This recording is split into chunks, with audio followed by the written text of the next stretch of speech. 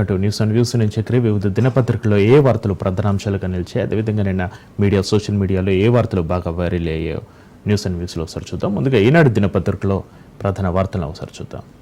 ఇక బనకచర్ల కేసీఆర్ పాపే అంటూ ప్రధాన వార్తకు ఒక హెడ్లైన్ చూడొచ్చు. 2016 నాటి ఎపెక్స్ కౌన్సిల్లో ఆయన వ్యాఖ్యలతోనే బీజం జగన్తో భేటీలోనూ నీటి తరలింపును ప్రోత్సహించారు అంటూ హెడ్లైన్స్ చూడొచ్చు. ఇక ఏపీ ప్రయత్నాలపై మేము తక్షణం అప్రమత్తమయ్యాం, రాష్ట్ర ప్రయోజనాల కోసం న్యాయ రాజకీయ పోరాటం, అందరం వెళ్లి ప్రధాని కలుస్తాం, గోదావరిలో 1000, కృష్ణలో 500 టీఎంసీల వినియోగానికి చంద్రబాబు తెలంగాణకు ఎన్ఓసీ ఇవ్వాలి, అలా చేస్తే ఏపీలో ఎన్ని ప్రాజెక్టులకైనా కట్టుకోవచ్చు అంటూ వారు తెలిపిన పరిస్థితి. అఖిలపక్ష భేటీ అనంతరం సీఎం రేవంత్ రెడ్డి వ్యాఖ్యలు చేశారు. ఇక ఏపీ చేపట్టిన గోదావరి బనకచర్ల ప్రాజెక్టుకు కేసీఆర్ హయాంలోనే బీజం పడింది. ఆనాడు పలుమార్లు ఆయన చేసిన వ్యాఖ్యలే ఇందుకు నిదర్శనం. తెలంగాణ ప్రయోజనాల విషయంలో మేము రాజీపడమని సీఎం రేవంత్ రెడ్డి స్పష్టం చేసిన పరిస్థితి. ఇక బనకచర్ల ప్రాజెక్టు విషయమై బుధవారం అఖిలపక్ష ఎంపీలతో నిర్వహించిన భేటీ అనంతరం సీఎం విలేకరుల సమావేశంలో మాట్లాడారు. ఈ ప్రాజెక్టును అడ్డుకునేందుకు ఎవరినైనా కలుస్తాం, ఎవరితోనైనా కొట్లాడతాం, సమాధాన భేద దండోపాయాల్లో మొదటి అంకంలో ఉన్నాం. గురువారం కేంద్ర జలశక్తి మంత్రితో సమావేశమవుతాం, అవసరమైతే ప్రధాని కలుస్తాం, అయినా ఫలితం లేకపోతే న్యాయస్థానాన్ని ఆశ్రయిస్తామంటూ రేవంత్ రెడ్డి నిన్న మీడియా సమావేశంలో తెలిపిన పరిస్థితి. చంద్రబాబుకు సూచన చేస్తున్నా, మీరు పక్క రాష్ట్ర సీఎం, కేంద్రంలో మీకు పలుకుబడి ఉండొచ్చు, మీరేం చెప్తే మోడీ అది వినొచ్చు, అంత మాత్రాన బనకచర్లకు అన్ని అనుమతులు వస్తాయని అనుకోవడం భ్రమ, అలాంటి అవకాశం లేదు. తెలంగాణ ప్రయోజనాల్ని కాపాడుకునేందుకు అవసరమైన ప్రణాళిక వ్యూహ రచన మా వద్ద స్పష్టంగా ఉంది అంటూ కూడా నిన్న సీఎం రేవంత్ రెడ్డి తెలిపిన పరిస్థితి. మరో ఇక అఖిలపక్ష సమావేశంలో ముఖ్యమంత్రి రేవంత్ రెడ్డి, చిత్రంలో ఉత్తమ్ కుమార్ రెడ్డి, ఎంపీ డీకే అరుణ ఇక హక్కుల పరిరక్షణకు కలిసి నడుతామంటూ మరో ప్రధాన వార్త హెడ్లైన్ చూడొచ్చు. ప్రభుత్వ విజ్ఞప్తికి వివిధ పార్టీల ఎంపీల మద్దతు, బనకచర్ల ప్రాజెక్టుతో రాష్ట్రానికి తీవ్ర నష్టం, కేంద్ర అనుమతులు ఇవ్వకుండా ఒత్తిడి తెద్దామన్న సర్కారు, కేంద్ర మంత్రి దృష్టికి వెళ్తామన్న బీజేపీ ఎంపీలు, రాష్ట్ర హక్కులు కాపాడడానికి కట్టుబడి ఉన్నామన్న బీఆర్ఎస్. ఇంకా సీఎం వ్యాఖ్యలను నిరసిస్తూ ఆ పార్టీ ఎంపీ వద్దిరాజు వాకౌట్ చేసినట్టుగా తెలుస్తుంది. దానికి సంబంధించిన హెడ్లైన్స్ని మనం చూడొచ్చు. ఇక భారత పాక్ ఒప్పందంలో మీ ప్రమేయం లేదు, అది ద్వైపాక్షిక కాల్పుల విరమణే ట్రంప్నకు తేల్చి చెప్పిన మోడీ అంటూ హెడ్లైన్ మనం చూడొచ్చు. అమెరికా అధ్యక్షుడితో ఫోన్లో మాట్లాడిన ప్రధాని, ఆయన పాత పాటే పాడిన ట్రంప్, ఉగ్రవాదంపై తుది వైఖరి ఉండకూడదన్న మోడీ, పాకిస్తాన్పై చర్యలు తీసుకోవాలని ప్రపంచ దేశాలకు పిలుపు, G7 దేశాధినేతలతో భేటీ, కెనడాతో సంబంధాల పునరుద్ధరణకు నిర్ణయం అంటూ మనం ప్రధాన హెడ్లైన్స్గా చూడొచ్చు. ఇక భారత్ పాకిస్తాన్ మధ్య గత నెలలో జరిగిన కాల్పుల విరమణ ఒప్పందంలో అమెరికా ప్రమేయమేమీ లేదని ప్రధానమంత్రి నరేంద్ర మోడీ తేల్చి చెప్పిన పరిస్థితి. ఇది రెండు దేశాల సైన్య చర్చలు తీసుకున్న నిర్ణయమని, మధ్యవర్తి ఎవరూ లేరని స్పష్టం చేశారు. ఇదే విషయాన్ని తను స్వయంగా అమెరికా అధ్యక్షుడు డొనాల్డ్ ట్రంప్నికే ఫోన్లో చెప్పానని మోడీ తెలిపారు. అయితే ట్రంప్ మళ్ళీ పాత పాటే పాడారు. మోడీతో ఫోన్లో మాట్లాడిన అనంతరం తానే భారత పాక్ల మధ్య కాల్పుల విరమణ ఒప్పందాన్ని కుదుర్చారని మరోసారి వ్యాఖ్యానించారు. మరోవైపు ఉగ్రవాదంపై ప్రపంచానికి ద్వంద్వ వైఖరి ఉండకూడదని, సీమాంతర ఉగ్రవాదాన్ని ప్రోత్సహిస్తున్న పాకిస్తాన్పై చర్యలు తీసుకోవాల్సిందేనని ప్రపంచ దేశాలకు మోడీ పిలుపునిచ్చిన పరిస్థితి. కెనడా ప్రధాని మార్క్ కార్నీ ఆహ్వానం మేరకు అక్కడ జరిగిన G7 సదస్సులో పాల్గొన్న ఆయన అందులో ప్రసంగించడంతో పాటు పలువురు దేశాధినేతలతో భేటీ అయ్యారు మోడీ.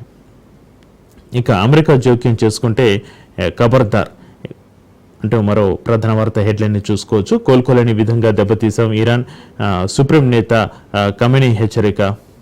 ఇరాన్ మాత్రం పెద్ద ప్రమాదంలో ఉంది, సేతు సౌదుల్లో ట్రంప్ కీలక వ్యాఖ్యల్ని మనం చూడొచ్చు. ఇజ్రాయెల్లోని రీషన్ లీజియాన్లో ధ్వంసమైన భవనాలు, ఇరాన్ రాజధాని టెహ్రాన్లో అలుముకున్న పొగని మన ఈనాడు దినపత్రికలో ప్రధాన వార్తగా మనం చూడొచ్చు.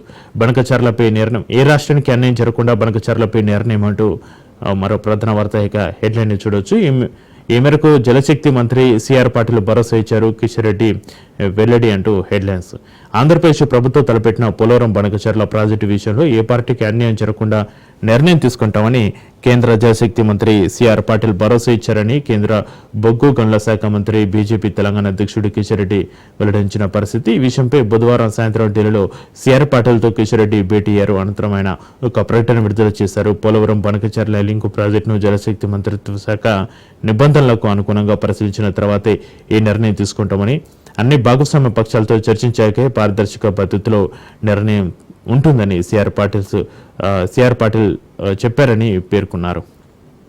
ఇక కేంద్ర జలశక్తి మంత్రి సిఆర్ పాటిల్కు పుష్పగుచ్చం అందిస్తున్న కిషన్ రెడ్డి సంబంధించిన వార్తను మనం ఈనాడు దినపత్రికలో ప్రధాన వార్తగా హైలైట్ చేయడం జరిగింది. ఇక మావోయిస్టుల మరో కీలక నేత గాజర్ల రవి ఎన్కౌంటర్ అంటూ మరో ప్రధాన వార్తగా హెడ్లైన్ చూడొచ్చు. ఏఓబీ స్పెషల్ జోనల్ కమిటీ సభ్యురాలు చలపతి భార్య అరుణ కూడా రవి రక్షణ దళం సభ్యురాలు సైతం మృత్యువాత ఏపీలోని రంపచోడవరం అటవీ ప్రాంతంలో ఈ ఘటన అంటూ ప్రధాన హెడ్లైన్స్గా చూడొచ్చు. ఇక మావోయిస్టు పార్టీకి మరో కోలుకులని ఎదురుదెబ్బ తగిలింది.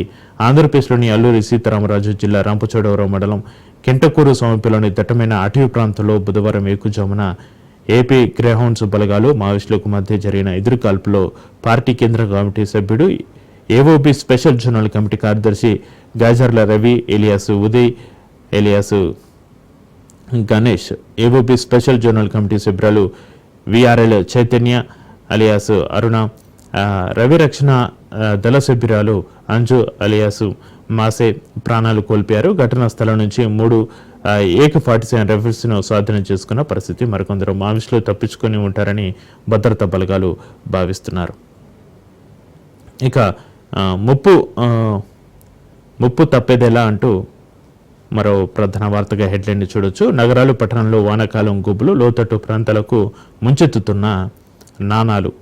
అయితే వానాకాలం వచ్చిందంటే చాలు రాష్ట్రంలోని పలు నగరాలు పట్టణాల్లోని అనేక కాలనీల ప్రజలు ముప్పు భయంతో వణికిపోతుంటారు. నాలాలు కాలువలు పొంగి పొర్లుతుండడంతో ఆయా ప్రాంతాలు ముప్పు బారిన పడుతున్నాయి. ఇక వరంగల్, కరీంనగర్, నిజామాబాద్, ఖమ్మం కార్పొరేషన్లు పలు పురపాలికల్లో కూడా పరిస్థితి దారుణంగా ఉంటుంది. నాలాలో పుడక తీయకపోవడం, వాటిని తగిన విధంగా విస్తరించకపోవడం, సరైన నిర్వహణ పర్యవేక్షణ లేమితో వర్షాలు కురిసినప్పుడు వాటిలో నీళ్లు పొంగి ప్రవహిస్తున్నాయి. ఈ క్రమంలో పలు ప్రాంతాలు ముప్పునకు గురవుతున్నాయి. రాష్ట్రంలోని సగం కంటే ఎక్కువ పురపాలికల్లో ఏటా వర్షాకాలంలో ఇదే పరిస్థితి నెలకొంటుంది. మరోవైపు పలు చోట్ల నాలాలను ఆక్రమించి నిర్మాణాలు చేపడుతుండడం, అంతర్గత డ్రైనేజీలో పుడక తీత ఉండకపోవడంతో ముప్పు మరింత పొంచి ఉందంటూ కూడా ఒక ప్రత్యేక కథనాన్ని ఈనాడు దినపత్రికలో ప్రధాన వార్తగా తీసుకోవడం జరిగింది. ఇక ఇథనాల్ పరిశ్రమ కేసులో రైతులకు సంఖ్యలు వివాదాస్పదంగా మారిన ఘటన, 3 పోలీసుల సస్పెన్షన్ అంటూ మరో వార్తను ప్రధాన వార్తగా హెడ్లైన్స్ లో చూడొచ్చు. ఇక సాక్షి దినపత్రికలో ఏ వార్తలు ప్రధాన అంశాలుగా నిలిచాయో సాక్షి దినపత్రిక హెడ్లైన్స్ ఒకసారి చూద్దాం.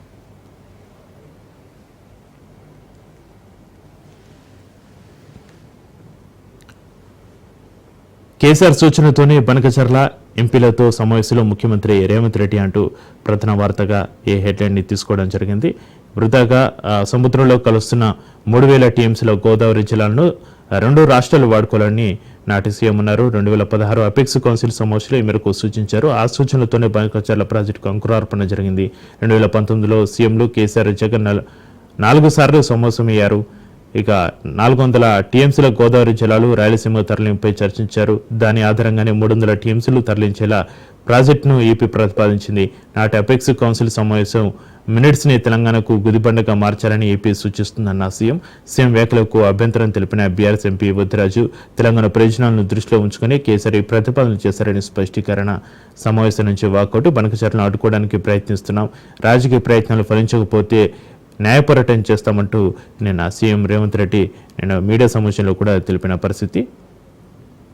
ఇక వైద్య కళాశాల నియామకాలకు సర్కార్ గ్రీన్ సిగ్నల్ అంటూ మరో హెడ్లైన్ ప్రధాన వార్తకు చూడొచ్చు. ప్రభుత్వ వైద్య కళాశాల నియామకాలకు సీఎం గ్రీన్ సిగ్నల్ ఇవ్వడంతో మెడికల్ రిక్రూట్మెంట్ బోర్డు ఆ దిశగా ప్రయత్నాలు ప్రారంభించింది. ఇక మరో 10 ఏళ్లలో కరెంటు డిమాండ్ డబ్బులు అంటూ మరో హెడ్లైన్ చూడొచ్చు. గ్రీన్ ఎనర్జీ ద్వారా 2029-30కి అదనంగా 20,000 మెగావాట్ల విద్యుత్ ఉత్పత్తికి ప్రణాళికలు రూపొందించామని ఉప ముఖ్యమంత్రి బట్టి విక్రమార్క తెలిపారు. విద్యుత్ సిబ్బందికి 1 కోటి బీమా కల్పిస్తున్నామన్నారు. ఇక ప్రతిదానికి ఫోన్ పేనే ఆధారపడుతున్నారు అంటూ మరో హెడ్లైన్ ని మనం గమనించవచ్చు. సాక్షి దినపత్రికలో ఈ తరం జ్ఞాపక శక్తి అంతా వారి ఫోన్లోనే ఉంటుందని, చిన్న చిన్న అంశాలను గుర్తుంచుకోలేకపోతున్నారని జస్టిస్ బి విజయసేని రెడ్డి వ్యాఖ్యానించారు. పిటిషన్లు చదవడం, అవసరమైతే రాయడాన్ని యువ న్యాయవాదులు అలవాటు చేసుకోవాలని కూడా హైకోర్టు జస్టిస్ తెలిపిన పరిస్థితి. కబుర్ల దేవతకు కేంద్ర బాల సాహిత్యం పురస్కారం అంటూ మరో హెడ్లైన్ ని చూడొచ్చు. పురస్కారం అందుకోనున్న గంగిశెట్టి శివకుమార్ ప్రసాద్ సూరి రచించిన మైరావానకు సాహిత్య యువ పురస్కారం అంటూ మరో హెడ్లైన్ ని మనం చూడొచ్చు. పూర్తి వివరాలు 14వ పేపర్లో ఉన్నట్టుగా చూపిస్తుంది. ఇక మీకు ఊడిగం చేయకపోతే కక్ష సాధింప అంటూ మరో హెడ్లైన్ ప్రధాన వార్తగా చూడొచ్చు. పచ్చ మీడియా ద్వారా ట్రోలింగ్లు, పోలీసులను అడ్డం పెట్టుకునే తప్పుడు కేసులు, ఏపీ సీఎం చంద్రబాబుపై నిప్పులు చెరిగిన వైఎస్ఆర్సీపీ అధ్యక్షుడు వైఎస్ జగన్, రాష్ట్రంలో పోలింగ్ రోజు నుంచే రెడ్ బుక్ రాజ్యాంగం, దాని ఫలితంగానే నాగమల్లేశ్వరరావు ఆత్మహత్య, ఏడాది కాలంగా శోకసంద్రంలో కుటుంబం, రెంటేపాల్లో ఆవిష్కరించిన నాగమల్లేశ్వరరావు విగ్రహం వద్ద వైఎస్ జగన్ బాధితుడి కుటుంబ సభ్యులు అంటూ మరో ప్రధాన వార్తగా సాక్షి దినపత్రికలో మన వార్తను చూడొచ్చు. ఇక బుధవారం ఆలంపూర్ కోర్టుకు రైతులను సంఖ్యలు వేసి తీసుకెళ్తున్న పోలీసులు, రైతుల చేతులకు సంఖ్యలు అంటూ ప్రధాన వార్తగా హెడ్లైన్లో మనం చూడొచ్చు. పోలీసుల తీరుపై తీవ్ర విమర్శలు. ధనవాడకు చెందిన 12 మందికి మంగళవారమే బెయిల్ మంజూరు. అయినా సంఖ్యలు వేసి కోర్టులో హాజరుపరిచిన వైనం రాత్రికి విడుదల. 3 సస్పెండ్ చేశామన్న గద్వాల ఎస్పీ. అయితే నిన్న ఇథనాల్ కంపెనీ ఏర్పాటును వ్యతిరేకించే క్రమంలో చోటు చేసుకున్న గొడవతో రిమాండ్లో ఉన్న రైతులకు పోలీసులు సంఖ్యలు వేసి కోర్టుకు తీసుకురావడం వివాదాస్పదమైంది. మహబూబ్ నగర్ జిల్లా జైల్లో రిమాండ్ ఖైదీలుగా ఉన్న రైతులకు వాస్తవానికి మంగళవారమే బెయిల్ మంజూరైంది. రైతులు ఒకవైపు కోర్టు వాయిదాకు హాజరు కాక మరోవైపు వారి బెయిల్కు సంబంధించిన జామీన్ ప్రక్రియ కొనసాగింది. చివరకు బుధవారం రాత్రి రైతులు బెయిల్పై విడుదలయ్యారు.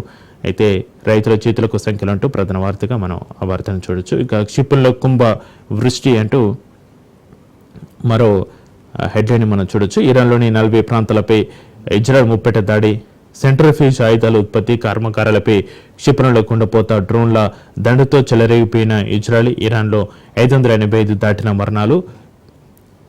ఇస్ఫహాన్లో ఇరాన్ బలగాలు కూల్చివేసిన ఇజ్రాయెల్ డ్రోన్ని మనం సాక్షి దినపత్రికలో ఈ వార్తను ప్రధాన వార్తగా చూడొచ్చు. ఇక మావోయిస్టు అగ్రనేత గాజర్ల రవి ఎన్కౌంటర్కు సంబంధించిన వార్తను కూడా ప్రధాన వార్తగా తీసుకోవడం జరిగింది. ఇక అగ్రనేతగా ఎదిగి సంతోష్ చర్చల్లో పాల్గొని స్వగ్రామం భూపాలపల్లి జిల్లా వెలిశాలలో నేడు గాజర్ల రవి అంత్యక్రియలు. దేశంలో తగ్గిన మావోయిస్టుల హింస, వచ్చే మార్చి నాటికి నక్సల్స్ రహిత భారత్, కేంద్ర హోంశాఖ సహాయ మంత్రి బండి సంజయ్ తెలిపిన వ్యాఖ్యలను కూడా మరో వార్తగా ప్రధాన వార్త తీసుకోవడం జరిగింది. డిఎన్ఏ బంధం చెప్పేస్తుంది అంటూ మరో హెడ్లైన్ ని చూడొచ్చు. అనువంశిక లక్షణాలకు చిరునామా ఇదే, బంధుత్వాన్ని కనిపెట్టే డిఎన్ఏ పరీక్ష ఎయిర్ ఇండియా మృతుల గుర్తింపులో కీలకం కానుంది అంటూ దానికి సంబంధించిన వార్తను కూడా 2వ పేపర్లో ఇక మన ప్రధాన వార్తగా చూడొచ్చు సాక్షి దినపత్రికలో. ఇక ఆంధ్రజ్యోతిలో ఏ వార్తలు ప్రధాన వార్తలుగా నిలిచాయో హెడ్లైన్స్ ఒకసారి చూద్దాం.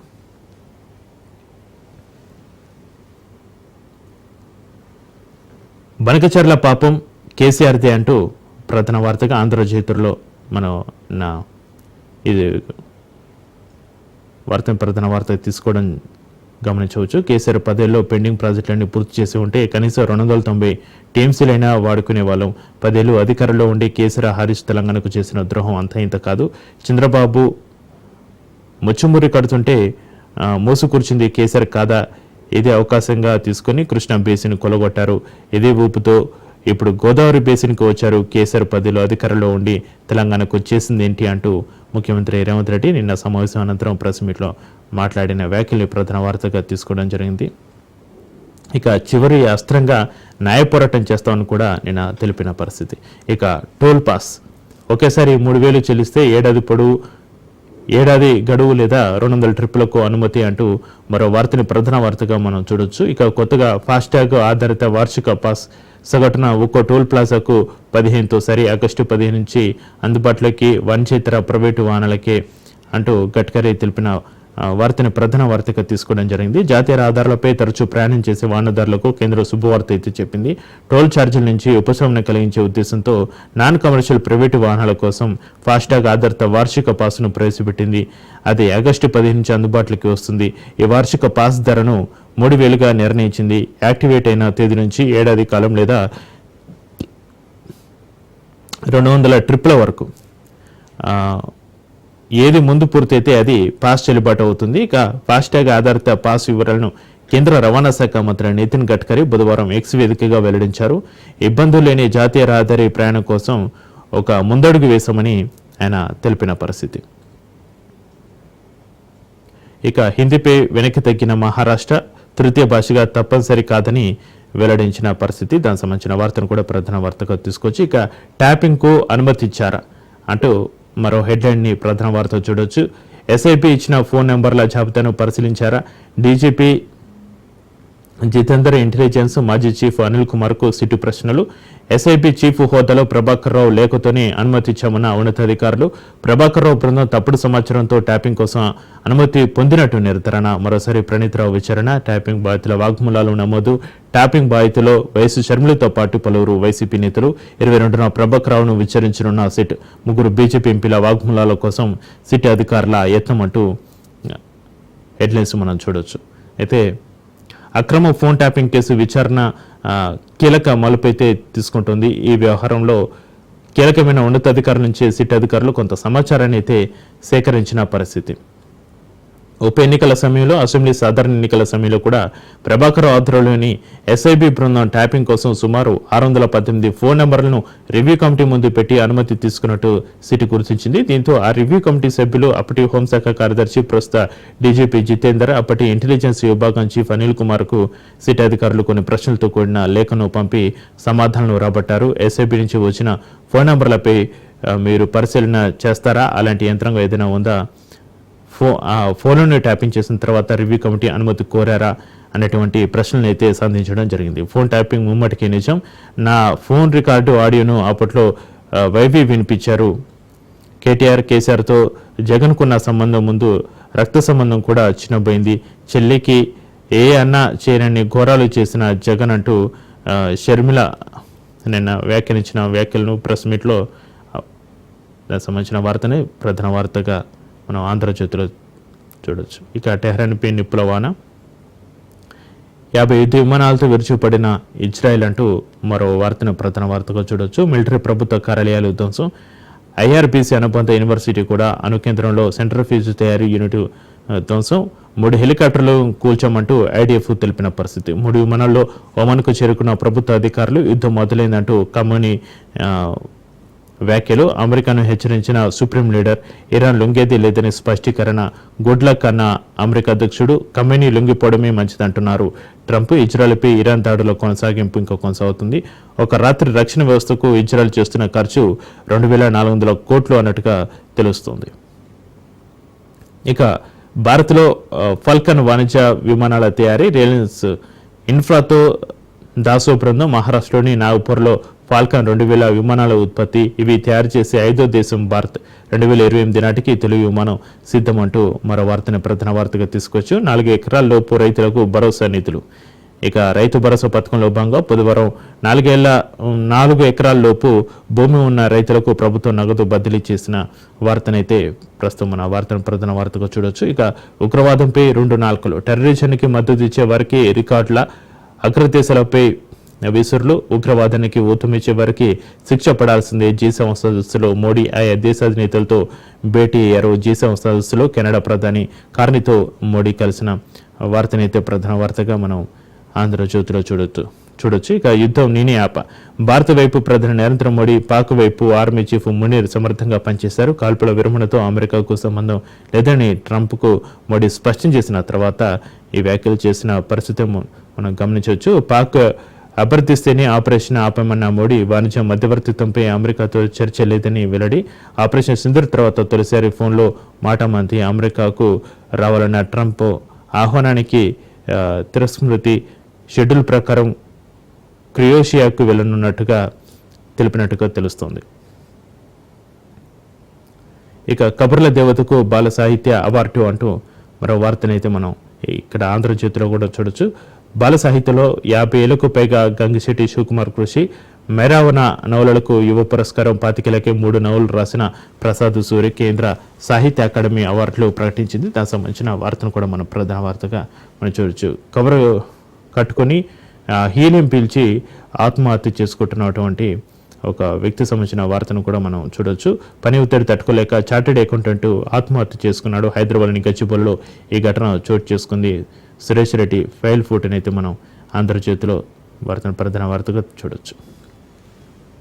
ఇంకా వెలుగు దినపత్రికలో ఏ వార్తలు ప్రధాన వార్తలుగా నిలిచాయో వెలుగు దినపత్రిక చూద్దాం.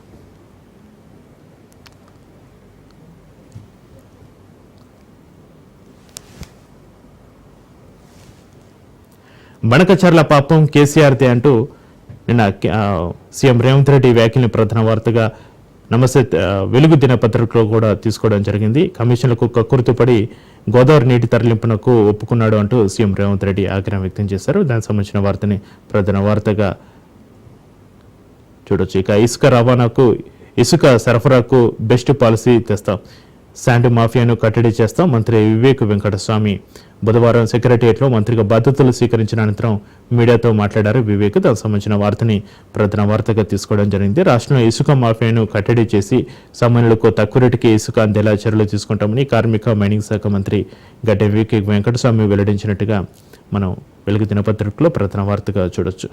ఇక ఫోన్ ట్యాపింగ్ పచ్చి నిజం అంటూ నిన్న షర్మిల మీడియాతోటి మాట్లాడిన వ్యాఖ్యలను ప్రధాన వార్తగా తీసుకోవడం జరిగింది. ఇది కేసీఆర్ జగన్ జాయింట్ ఆపరేషన్ అంటూ షర్మిల తెలిపిన పరిస్థితి. ఇక Maoist central committee member Gajarla Ravi encounter, మృతులో చలపతి భార్య Aruna, AOB special zone ACM Anju, ఏపీలోని అల్లూరు జిల్లాలో జరిగిన ఎదురు కాల్పుల్లో 3 మృతి, శాంతి చర్చల ఎజెండా తయారులో కీలకంగా వ్యవహరించిన గాజర్ల రవి అంటూ ప్రధాన వార్తగా భద్రాచలం, జయశంకర్, భూపాలపల్లి, చిట్యాల, హనుమకొండలో ఈ ఘటనకు సంబంధించిన వార్తనైతే మనం గమనించవచ్చు. ఇక వచ్చే మార్చి నాటికి నక్సల్స్ రహిత భారత్ అంటూ బండి సంజయ్ వ్యాఖ్యలను ప్రధాన వార్తగా తీసుకోవడం జరిగింది. దేశానికి నక్సలిజం, టెర్రరిజం నుంచి విముక్తి చేసేందుకు కృషి చేస్తున్నాం అంటున్నారు బండి సంజయ్. ఉగ్రవాద నిర్మూలనలో రాజీ పడబోమని వెల్లడించారు. హర్యానాలోని మానేసార్లో ఎన్ఎస్జీ క్యాంపస్ను సందర్శించారు కేంద్ర మంత్రి. సిబ్బంది భవన నిర్మాణ పనులకు శంకుస్థాపన కార్యక్రమంలో వారి వ్యాఖ్యలు చేశారు. దానికి సంబంధించిన వార్తను ప్రధాన వార్తగా మనం వెలుగు దినపత్రికలో చూడొచ్చు. ఇక బనకచర్ల నిర్మాణంలో ఏ రాష్ట్రానికి అన్యాయం చేయమంటూ కిషన్ రెడ్డి తెలిపిన పరిస్థితి. దానికి సంబంధించిన వార్తను ప్రధాన వార్తగా తీసుకోవడం జరిగింది. మెట్రో 2వ దశ విస్తరణపై చర్చలు, కేంద్ర మంత్రులు సిఆర్ పాటిల్, ఎంఎల్ కట్టర్తో వరుసగా భేటీ, పారదర్శకమైన పద్ధతిలోనే ప్రాజెక్టులపై నిర్ణయం తీసుకుంటాము. కేంద్ర జలశక్తి మంత్రి సిఆర్ పాటిల్ భరోసా ఇచ్చారంటూ కేంద్ర మంత్రి కిషన్ రెడ్డి తెలిపిన పరిస్థితి. ఇక లొంగిపోయే ముచ్చటే లేదు, ట్రంప్ బెదిరింపులకు భయపడేదే లేదు, ఇరాన్ సుప్రీం లీడర్ ఖమేనీ ప్రకటన. మాపై దాడి చేసి ఇజ్రాయెల్ భారీ తప్పు చేస్తుంది, వారిపై కనికరం లేకుండా దాడులు చేస్తూనే ఉంటాం. ఎవరికో భయపడే యుద్ధం ఆపబోం, రక్తానికి రక్తంతోనే సమాధానం ఇస్తాం.